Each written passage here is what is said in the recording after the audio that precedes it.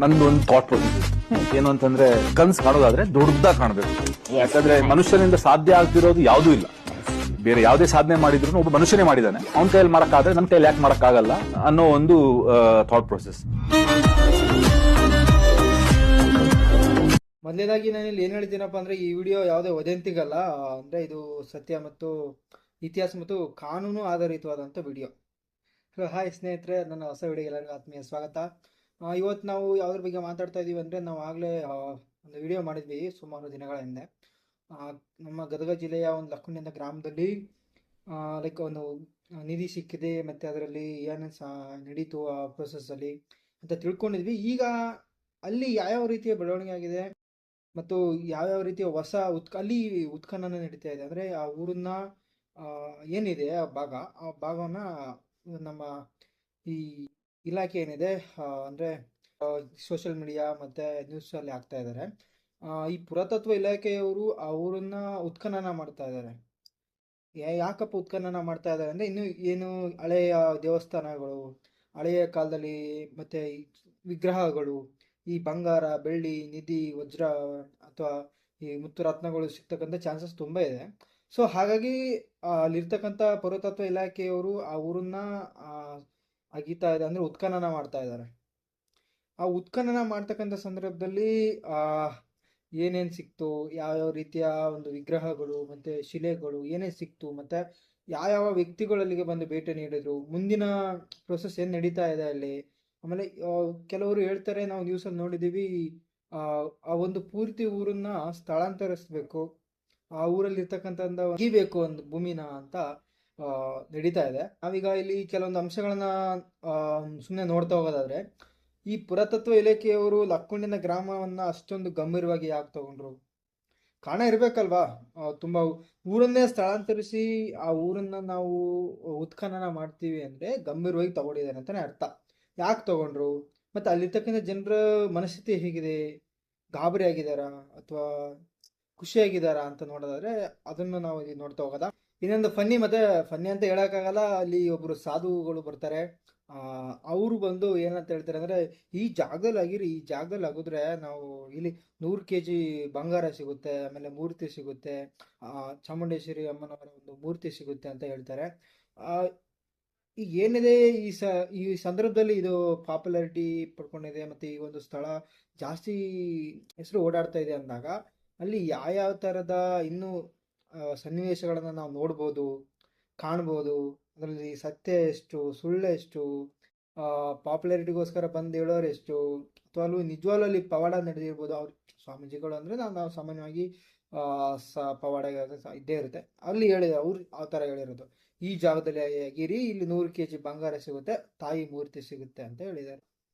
ನಿಧಿಯ ಹುಡುಕಾಟ ನಡೀತಿದೆ ಅನ್ನೋದಕ್ಕಿಂತ ನಾವಿಲ್ಲಿ ನಮ್ಮ ಪರಂಪರೆಯನ್ನು ಉಳಿಸ್ಕೊಳ್ಳುವ ಒಂದು ಹೋರಾಟ ನಡೀತಿದೆ ಅಂತಲೇ ಹೇಳ್ಬೋದು. ಅಂದರೆ ಇಷ್ಟು ದಿವಸ ಯಾರಿಗೂ ಗೊತ್ತಿರಲಿಲ್ಲ, ಅಲ್ಲಿ ನಾವು ಅಗಿತಾ ಹೋದಂಗೆಲ್ಲ ಅಲ್ಲಿ ಹಳೆ ಕಾಲದ ದೇವಸ್ಥಾನಗಳು ಸಿಕ್ಕಿದೆ. ಇನ್ನೊಂದು ಕಡೆ ವಿಷಯಕ್ಕೆ ನಾವು ಬಂದಿರೋದು ನೋಡಿದ್ರೆ, ಕೇಳಿರೋದು ನೋಡಿದ್ರೆ, 4-5 ತಲೆಮಾರಿನಿಂದ ಆ ಒಂದು ದೇವಸ್ಥಾನದ ಮೇಲೆ ಅವ್ರ ಮನೇನ ಕಟ್ಕೊಂಡು ಮನೇನ ಜೀವಿಸ್ತಾರೆ. ಅವ್ರಿಗೂ ಗೊತ್ತಿಲ್ಲ ಅನ್ಸುತ್ತೆ, ಮೇ ಬಿ ಗೊತ್ತಿರೋ ಯಾರು ಆ ಥರ ಮಾಡಲ್ಲ ನಮ್ಮ ಹಿಂದೂಗಳಾಗಿರೋದ್ರಿಂದ. ಈ ರೀತಿಯಾಗಿ ಇನ್ನು ಕೆಳಗಡೆ ಅಂದರೆ ಭೂಮಿಯ ಒಳಗಡೆ ಆಗಿನ ಕಾಲದಲ್ಲಿ ಕಟ್ಟಿರ್ತಕ್ಕಂಥ ದೇವಸ್ಥಾನಗಳು ತುಂಬ ಇದ್ದಾವೆ. ನಮ್ಮ ಪರಂಪರೆಯನ್ನು ಉಳಿಸ್ಕೊಂಡು ಹೋಗ್ಬೇಕು ಅನ್ನೋ ಒಂದು ನಿಟ್ಟಿನಲ್ಲಿ ಈ ಒಂದು ಉತ್ಖನನ ನಡೀತಾ ಇದೆ. ಈ ಒಂದು ಪುರಾತತ್ವ ಇಲಾಖೆಯವರು ಈ ಒಂದು ಯೋಜನೆಯನ್ನ ಮಾಡ್ಕೊಂಡಿದ್ದಾರೆ. ನಾವಿಲ್ಲಿ ಇನ್ನೊಂದು ವಿಚಾರವನ್ನು ನಾವು ತುಂಬ ಅದ್ಭುತವಾಗಿ ಗಮನಿಸೋದಾದ್ರೆ, ಲಕ್ಕುಂಡಿ ಅನ್ನೋದು ಊರು, ಅದ್ರ ಬಗ್ಗೆ ಒಂದು ಸ್ವಲ್ಪ ನಾವು ತಿಳ್ಕೊಬೇಕಲ್ವಾ, ಆ ಊರಿನ ಇತಿಹಾಸದ ಬಗ್ಗೆ. ನಾವು ಆಗಲೇ ಫಸ್ಟ್ನೇ ವಿಡಿಯೋದಲ್ಲಿ ಹೇಳಿದ್ವಿ, ಬಟ್ ಇಲ್ಲೂ ಒಂಚೂರು ನಾವು ಇದ್ರ ಬಗ್ಗೆ ಹೇಳ್ಕೊಂಡ್ರೆ ತುಂಬ ಚೆನ್ನಾಗಿರುತ್ತೆ ಅಂದ್ಬಿಟ್ಟು ಹೇಳ್ದಂಗೆ, ಲಕ್ಕುಂಡಿ ಅನ್ನೋಂಥ ಗ್ರಾಮ ಸಾಮಾನ್ಯವಾದ ಗ್ರಾಮ ಅಲ್ಲ, ಇದು ಪೌರಾಣಿಕ ಇತಿಹಾಸ ಇರ್ತಕ್ಕಂಥ ಗ್ರಾಮ. ಈ ಗ್ರಾಮದಲ್ಲಿ 12ನೇ ಶತಮಾನದಲ್ಲಿ ಚಾಲುಕ್ಯರ ಆಳಿರ್ತಕ್ಕಂಥ ಗ್ರಾಮ. ಚಾಲುಕ್ಯರ ಕಾಲದಲ್ಲಿ ಇದು ಒಂದು ಪ್ರಮುಖ ನಗರವಾಗಿತ್ತು. ಹಾಗಾಗಿ ಇಲ್ಲಿ ಹೆಚ್ಚೆಚ್ಚಿನಾಗಿ ನಾವು ಹಳೆಯ ಕಾಲದ ದೇವಸ್ಥಾನಗಳು, ಈ ಥರ ನಿಧಿ ಅನ್ನೋದು ತುಂಬ ಹೆಚ್ಚಾಗಿರುತ್ತದೆ. ಈ ಒಂದು ಊರನ್ನ ಪ್ರೊಟೆಕ್ಟೆಡ್ ಆರ್ಕಲಾಜಿಕಲ್ ಝೋನ್ ಅಂತಲೂ ಈಗ ಈ ಪುರಾತತ್ವ ಇಲಾಖೆ ಘೋಷಿಸಿದೆ. Protected archaeological zone. ಈ ಪುರಾತತ್ವ ಇಲಾಖೆ ಇವ್ರಿಗೆ ಯಾಕೆ ಅಷ್ಟೊಂದು ಆದ್ಯತೆ ಕೊಡ್ತು, ಯಾಕೆ ತಕ್ಷಣವಾಗಿ ಬಂದು ಇದನ್ನ ಆರ್ಕಲಾಜಿಕಲ್ ಝೋನ್ ಅಂತ, ಪ್ರೊಟೆಕ್ಟೆಡ್ ಆರ್ಕಲಾಜಿಕಲ್ ಝೋನ್ ಅಂತ ಯಾಕೆ ಘೋಷಣೆ ಮಾಡ್ತು ಅಂತ ನಾವು ಸ್ವಲ್ಪ ಗಮನಿಸೋದಾದ್ರೆ, ಅವ್ರು ಬಂದಿದ್ದು ಇಲ್ಲಿ ಯಾವುದೇ ರೀತಿಯ ಬಂಗಾರವನ್ನು ಕಿತ್ಕೊಳ್ಳೋಕ್ಕೂ ಅಲ್ಲ ಮತ್ತು ಊರಿನ ಜನರಿಗೆ ತೊಂದರೆ ಕೊಡೋಕ್ಕೂ ಅಲ್ಲ. ಅವರು ಬಂದಿದ್ದು ಆ ಒಂದು ಪಾರಂಪರಿಕ ಸ್ಥಳವನ್ನ ಪ್ರೊಟೆಕ್ಟ್ ಮಾಡೋದಕ್ಕೆ ಮತ್ತೆ ಅಲ್ಲಿರ್ತಕ್ಕಂಥ ಪ್ರಮುಖವಾದಂಥ ಹಳೆಯ ಕಾಲದ ದೇವಸ್ಥಾನಗಳನ್ನ ನಾವು ಹೊರಗಡೆ ತರಲಿಕ್ಕೆ ಮತ್ತೆ ಅದನ್ನ ನಾವು ಜನ ಜೀರ್ಣೋದ್ಧಾರ ಮಾಡ್ಬೋದು. ಅಂದ್ರೆ ಈಗ ನಾವು ತುಂಬಾ ಕಡೆ ನೋಡಿರ್ತೀವಿ, ಆಗಿನ ಕಾಲದಲ್ಲಿ ತುಂಬಾ ಅದ್ಭುತವಾದ ದೇವಸ್ಥಾನಗಳು ಕಟ್ಟಿದ್ದಾರೆ, ಅದು ಕೆಲವೊಂದು ಮುಚ್ಚೋಗಿದೆ. ಅದನ್ನ ಈಗ ನಾವು ಹೊಸದಾಗಿ ಉತ್ಖನನ ಮಾಡ್ಬಿಟ್ಟು ತೆಗೆದಿಸಿ ಅದನ್ನ ನಾವು ಈಗ ಟೂರಿಸ್ಟ್ ಪ್ಲೇಸ್ಗಳನ್ನಾಗಿ ಮಾಡ್ಬೋದು.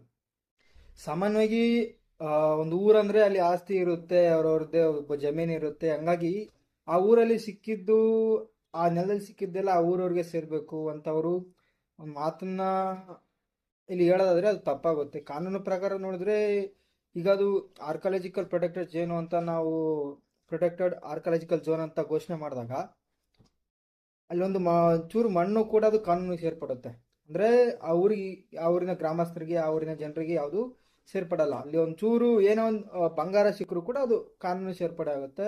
ಸ್ಪಷ್ಟವಾಗಿ ಹೇಳೋದಾದ್ರೆ ಯಾಕಪ್ಪ ಅವರು ಆ ಒಂದು ಏನೇ ಸಿಕ್ಕರು ಕೂಡ ಆ ಮಣ್ಣಲ್ಲಿ ಯಾಕೆ ಆ ಊರಿನ ಜನರಿಗೆ ಸೇರಲ್ಲ ಅಂತಂದ್ರೆ ಅದು ಸಾಂಸ್ಕೃತಿಕ ಪಾರಂಪರಿಕ ಸ್ಥಳ ಆಗಿರುತ್ತೆ. ಈಗ ನಾವು ಫಾರ್ ಎಕ್ಸಾಂಪಲ್ ಈಗ ತಾಜ್ ಮಹಲ್ ಅಂತ ತಗೊಂಡ್ರೆ ಅದು ಯಾವ್ದೋ ಒಬ್ಬ ಆ ಊರಿನ ಈಗಿರ್ತಕ್ಕಂಥ ಜನರಿಗೆ ಸೇರಿಲ್ಲ. ಅದು ಅದು ಹಳೆಯ ಪಾರಂಪರಿಕ ಸ್ಥಳ ಮತ್ತು ಆಗಿನ ಕಾಲದಲ್ಲಿ ಆ ರಾಜ ಕಟ್ಟಿಸ್ತಕ್ಕಂಥ ಸ್ಥಳ.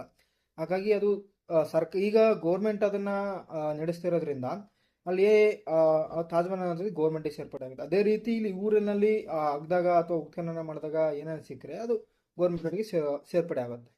ಈಗ ಅಲ್ಲಿ ಊರನ್ನ ಫುಲ್ ಒಗಿತಾ ಇದ್ದಾರೆ ಅಂದ್ರೆ ಉತ್ಖನನ ಮಾಡ್ತಾ ಇದ್ದಾರೆ.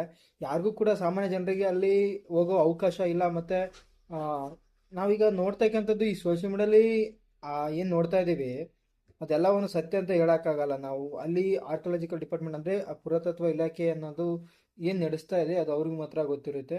ನಾವು ಸುಮ್ಮನೆ ಸಾಮಾನ್ಯವಾಗಿ ನೋಡಿದ್ರೆ ಈ ಒಂದು ಬೆಳವಣಿಗೆ ಅಲ್ಲಿ ನಡೀತಿದೆ. ಓವರ್ ಆಲ್ ಆಗಿ ನಾವು ಯೋಚನೆ ಮಾಡಿ ಇಲ್ಲಿ ಗಮನಿಸೋದಾದ್ರೆ ನಿಧಿ ಸಿಕ್ಕಿದೆಯೋ ನಿಧಿ ಅಲ್ವೋ ಅದು ಪ್ರಶ್ನೆ ಅಲ್ಲ. ಇಲ್ಲಿ ನಮ್ಮ ಪರಂಪರೆ, ನಮ್ಮ ಸಂಸ್ಕೃತಿ ಅದನ್ನ ಉಳಿಸ್ಕೊಂಡು ಹೋಗ್ಬೇಕು ನಾವು. ಆಗ್ಲೇ ನೋಡಿದೀವಿ ಹಳೆ ಕಾಲ ಚಾಲುಕ್ಯರ ಕಾಲದ ದೇವಸ್ಥಾನಗಳು ಮತ್ತೆ ಅವರ ಹುಟ್ಟದಂತ ಕುರುಹುಗಳು, ಏನು ಲಿಂಗಗಳು ಮತ್ತೆ ಇನ್ನು ಬೇರೆ ಬೇರೆ ರೀತಿಯ ಒಂದು ಪಾರಂಪರಿಕ ವಸ್ತುಗಳು ಸಿಕ್ಕಾಗ ಅದನ್ನ ನಾವು ಉಳಿಸ್ಕೊಂಡು ಹೋಗ್ಬೇಕು ಮತ್ತೆ ಅದನ್ನ ನಾವು ಬೆಳಕಿಗೆ ತರಬೇಕು.